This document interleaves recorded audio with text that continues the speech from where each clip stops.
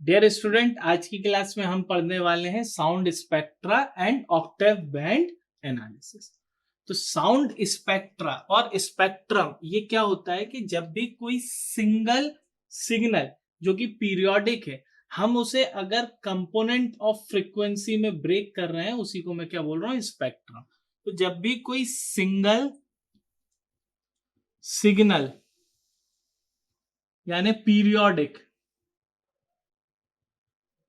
when resolved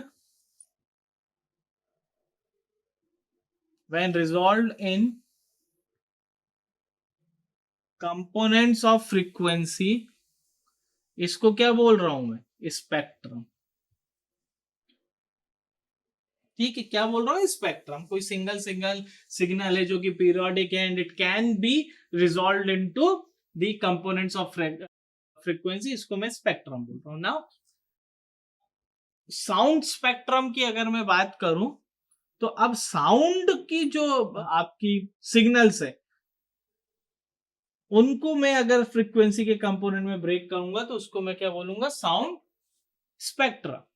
अब ये क्या हो गया, साउंड स्पेक्ट्रम। स्पेक्ट्रम का मतलब किसी एक सिग्नल को, यानी पीरियोडिक सिंगल सिग्नल या पीरियोडिक जो है उसको मैं रिजॉल्व करूंगा कंपोनेंट ऑफ फ्रीक्वेंसी में, उसी को क्या बोल रहा हूं मैं, स्पेक्ट्रम बोल रहा हूं। साउंड स्पेक्ट्रम जब साउंड को मैं ब्रेक करूंगा फ्रीक्वेंसीज में, डिस्प्लेस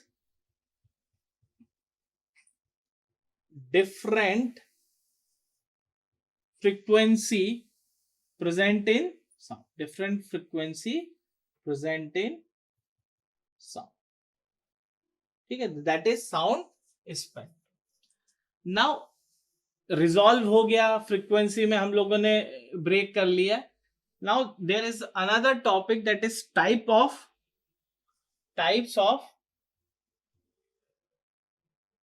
sound fields। now तीन टाइप की साउंड फील्ड्स है, that is near field, far field,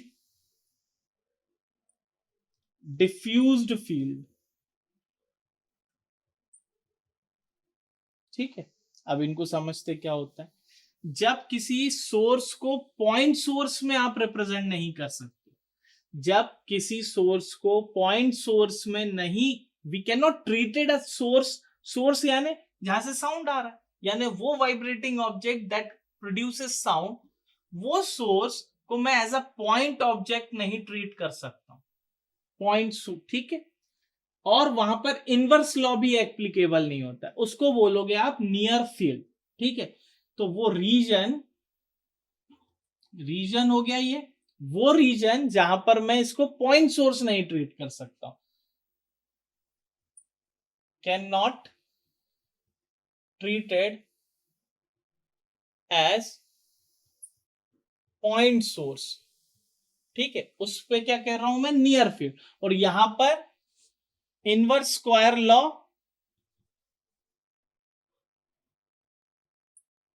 valid नहीं रहेगा, उस पॉइंट को मैं क्या बोल रहा हूं, near. Now the far point क्या हो गया, नाउ फार पॉइंट जो कि सराउंड्स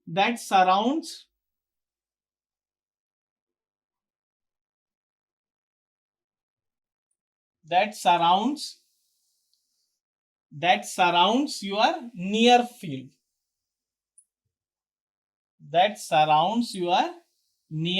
field, और ऐसे को बोलूंगा, इस पॉइंट को बोलूंगा far field, surrounds near field, और जहां पर inverse square law applicable,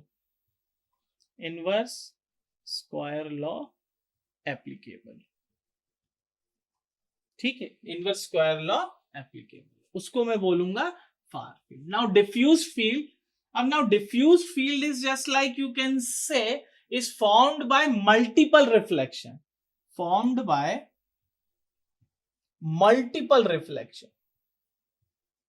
now multiple reflections में हम लोगों ने इको भी देखा था, तो echo is one of the example of reflection that comes out to be. हमें कहीं दूर डिस्टेंस पर ट्रेवल करवाना तो भी we can use if we want to travel the sound to a larger distance, मैं ऐसे बोलता हूँ, when we are talking, so we can give the path of a multiple reflection by from obstacles. तो इस case में that is diffused field. Now one more thing in that is octave band. तो पहले तो ये octave band. अब octave band में भी 3 तरह के होते हैं. That is narrow band filter, then second one is your one third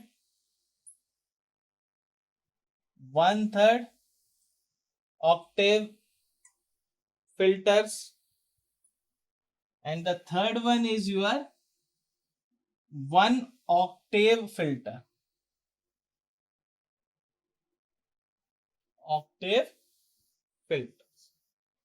ठीक है. Now octave filter is as जो range of frequency, it defines a range of frequency in which now octave band कुछ ही frequency, कुछ ही wavelength में मिलेगी. तो octave when वो frequency को represent करता है range of frequencies, वो वाली frequencies जो कि डबल होगी, that highest frequency is the double of the lowest frequency. तो इन दैट केस जो हाईएस्ट फ्रीक्वेंसी है that is equal to double of the lowest frequency. इस वाली जो बैंड होगा उसी को मैं क्या बोल रहा हूं, ऑक्टेव बैंड. और in that case there is narrow, 1/3 and 1 octave filters are there. ठीक है. So this is the a small topic related to sound spectrum and octave band analysis. Thank you.